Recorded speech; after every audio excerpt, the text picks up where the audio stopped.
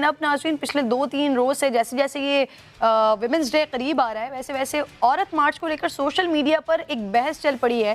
اور پچھلے سال جو ایک جملہ تھا جو سب کو بہت زیادہ غیر شائستہ دکھائی دے رہا تھا, اس وقت ٹویٹر پر ایک نیا ٹرینڈ شروع ہو گیا اور بہت سارے بڑے بڑے نام ہیں جو کہ یہ میرا جسم میری مرضی جیسے جملے کو ڈیفینڈ کرتے ہوئے دکھائی دے رہے ہیں. عالیہ سارم صاحبہ میرے ساتھ موجود ہیں, انیس ہارون صاحب جو کہ ویمن رائٹ ایکٹیوسٹ ہیں, اس عورت مارچ کے آرگنائزرز میں سے ہیں, وہ بھی جوائن کر چکے ہیں. آپ لوگوں میں خوش آمدید کہوں گی. عالیہ صاحبہ, یہ وجود کی نمائش خود عورت کی توہین ہے, خاتون کی عزت وقار اس کی حیا میں ہے. ڈاکٹر فردوس عاشق آوان صاحبہ نے بھی اب یہ جو ٹویٹر پر تھریڈ چل رہا ہے مسلسل, اس پر انہوں نے بھی یہ ایک ٹویٹ کر دیا. کیسی لگی آپ کو ان کی بات؟ 100% صحیح بات ہے. عورت کا وقار اس کے کردار میں ہے, عورت کی مضبوطی اس کے کردار میں ہے. مرد کی کیا مجال کہ عورت کو چھو سکے, لیکن اس کے لیے عورت کو بہت تکدو کرنی پڑتی ہے. یہ جو کردار ہوتا ہے یا جو آپ کا بھرم ہوتا ہے نا, یہ عزت کا بھرم, یہ عزت کمائی جاتی ہے. یہ کوئی پلیٹ میں تشتری میں رکھ کر دیتا نہیں ہے. صدیوں سے گزر کر, میں کہتی ہوں عورت نے پس کر, میں اس سے انکار نہیں کروں گی کہ عورت پسی ہے, اس نے پس کر ایک چیز حاصل کی تھی, عزت. عزت اس میں اتنی ہے کہ پچھلے کچھ ٹائم پہلے جو ایک رپورٹ آئی تھی کہ عورتیں گھسی ہیں کسی کی دکان پہ اور کہا کہ اگر یہ سامان مجھے نہیں دیتے ہو تو میں ابھی الزام لگاتی ہوں کہ تم نے مجھ سے بدتمیزی کی ہے. اس مرد نے مرد ہوتے ہوئے ہاتھ جوڑ کے سارا سامان دیا کہ تم لے جاؤ.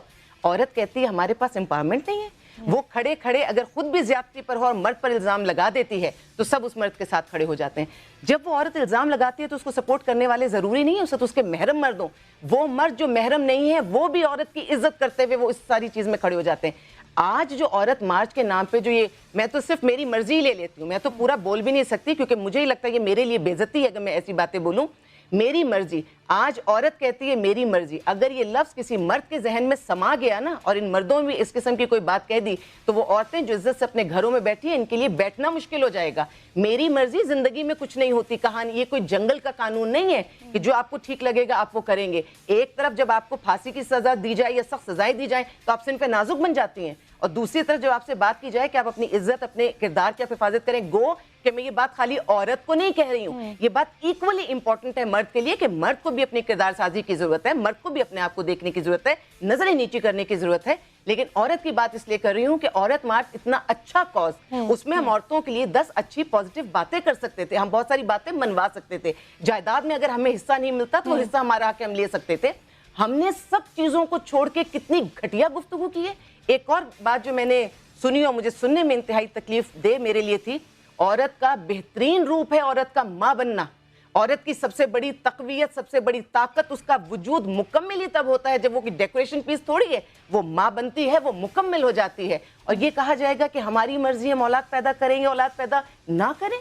ہم اولاد کیوں نہ پیدا کریں گے؟ کیا ہم نہیں چاہتے ہمارے پیروں کے نیچے جنت آئے؟ میں اس کی بھی بات نہیں کرتی, میں مذہبی پہلو بھی نہیں لیتی, میں خالی اگر معاشرتی پہلو بھی لے لوں, وہ اولاد جو ہمارا سہارا بنتی ہے, ہم بڑھاپے میں شان سے دادی اور نانی بیٹھتی ہیں اور سارے پوتے پوتیاں نواسے نواسیاں چاروں طرف سے ان کو گھیر کے پیار کرتے ہیں, وہ پیر رکھتی ہیں زمین پہ تو ان کے پیروں کے نیچے ہاتھ رکھتے ہیں. یہ کس قسم کی سوچ عورت کو دی جا رہی ہے کہ جو ہماری شناخت, ہماری سب سے بڑی شناخت ماں بننے میں ہے, اس پر بھی اعتراض ہے. جب عالیہ صاحبہ بات یہ ہو رہی ہے, جو آرگنائزرز ہیں جب ان سے بات ہو رہی ہے کہ جو بینرز, بیسکلی یہ کنٹروورشل سچویشن اس وقت ہوئی ہے کہ جب وہ بینرز کے اوپر لکھے ہوئے جملے سامنے آئے تو وہ ان جملوں کو اس طرح سے ڈیفینڈ کرتے ہوئے دکھائی دیتے ہیں. اور کچھ حد تک اگر آپ صرف جملہ نکال دیا جائے, اس کا مقصد سمجھا جائے تو وہ مقصد تو درست بھی ہے کہ ایک خاتون کو, کسی کو اگر اس کو ہراساں کیا جا رہا ہے, وہ کسی کو اجازت نہیں دے گی, نہ کسی کو اجازت ہے کہ اس کو ہراساں کیا جائے یا اس کے ساتھ زیادتی کی جائے.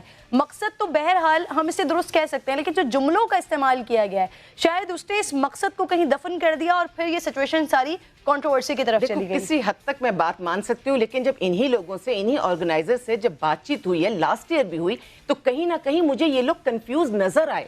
ان کی باتوں میں بھی مجھے تضاد ملا. یہ کسی وقت ان نعروں کو ڈیفینڈ کر رہے تھے, پھر کسی وقت کہہ رہے تھے نہیں اس نعرے کا یہ مطلب نہیں تھا. پہلے تو ان سارے لوگوں کو بیٹھ کر سوچنا پڑے گا کہ ہم کون ہیں.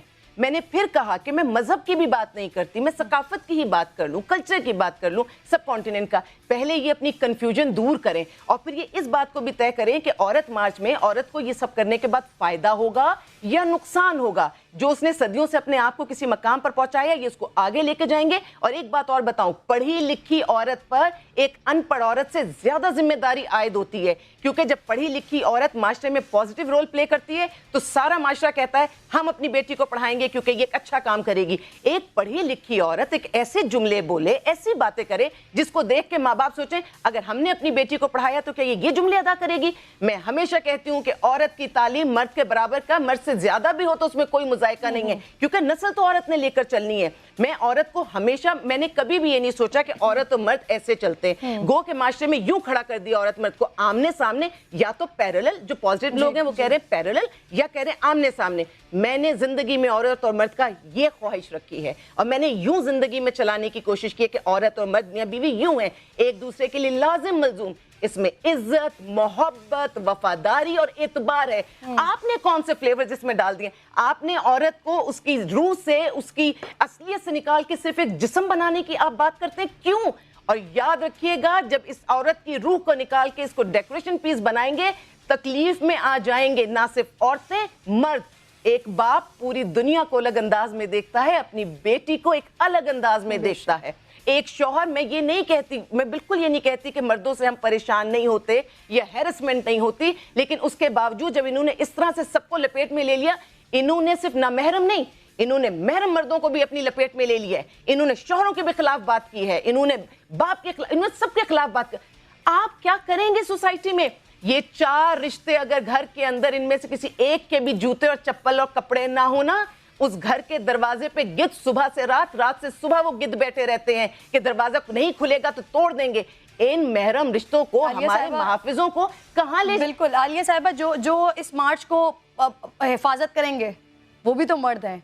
जहां बच्चियों को खुदा न खासा ज्यादती का निशाना बनाया जाता है या फिर वो बचाने वाले वो भी तो मर्द होते हैं। ये तमाम मुहाफिज भी तो मर्द ही होते हैं ना, जिनको ये शायद निशाना बनाया जाता है फिर प्ले कार्ड्स के जरिए। मैं तो मर्द को खुद कह रही हूँ, ये हमारे मुहाफिज हैं। मैं 2 बातें कहती हूँ, एक हमारे महरम मर्द हैं जिन्हें हमने अपनी सराखों पे बिठाना है। इनसे पहले अगर हमारी जान चली जाती है तो बहुत अच्छी बात है कि हमें कांधा भी यही महरम मर्द दें। अभी आपने सुना नहीं कि वो जो इस समय पे रिपोर्ट सारी चली है कि औरत की बेहरमती कब्र में से भी निकाल कर की गई है। जिस माशरे में हम रहते हैं वहां औरत इतनी नाजुक हालत में है कि वो कब्र में महफूज नहीं है। ऐसी हालत में अल्लाह ने हमें ये तोहफे दिए हैं। हमारा शौहर हमारे लिए बहुत बड़ा तोहफा है, हमें दुनिया के गिद्धों से बचाता है। हम उनके सामने खड़े हो जाएंगे और उनके सामने खड़े होकर क्या मिलेगा हमें? कि हमारी लाशें महफूज नहीं होंगी कब्रों के अंदर। क्यों नहीं सोचते? अगर इन्हें, ये मुझे तो लगता है ये वो लोग हैं जो कभी शेल्टर होम्स या लावारिस औरतों को विजिट नहीं करते। अब यही वजह है आलिया सारियम, यही वजह है जिनकी वजह से वो लोग नाराज हैं और इसी वजह से फिर वो एहतजाज कर रहे हैं। और शायद कुछ ये भी एलिमेंट हम देख सकते हैं कि इस सिचुएशन को देख के शायद कुछ औरतें ऐसी बागियाना सोच उनकी हो गई है कि वो ये मुतालबात लेके, क्योंकि औरत पिस पिस कर फिर इस सिचुएशन पर आ गई है कि वो ऐसी बागियाना सोच के साथ अब बाहर आ रही है। देखो, औरत तरक्की की मनाजिल तय कर रही है। पहले मीडिया पे बात कहाँ होती थी? वनी की कारोकारी के कब्रिस्तान में आप फातिहा नहीं पढ़ सकते थे। क्यों हमने ज़ैनब की बात नहीं की? इसी जगह हमने ज़ैनब के लिए बहुत कदम नहीं उठाए? क्या उसको फांसी नहीं हुई? हमने बच्ची के लिए, औरत के साथ ज्यादती नहीं की जा सकती। औरत कमजोर नहीं है, लेकिन औरत को कंफ्यूज करके उसके डायरेक्शन तो ना बदलो। औरत की जो उसकी खासियत है वो तो खत्म ना करो। आज मेरे मुल्क की एक बहुत बड़ी आबादी हमारे पास यूथ है। अगर वो इस तरह से जिस गंदे अल्फाज में सोशल मीडिया में हमारे बच्चे लड़ते हुए देख रहे हैं, जो मुझे आपकी बात से समझ आया, क्योंकि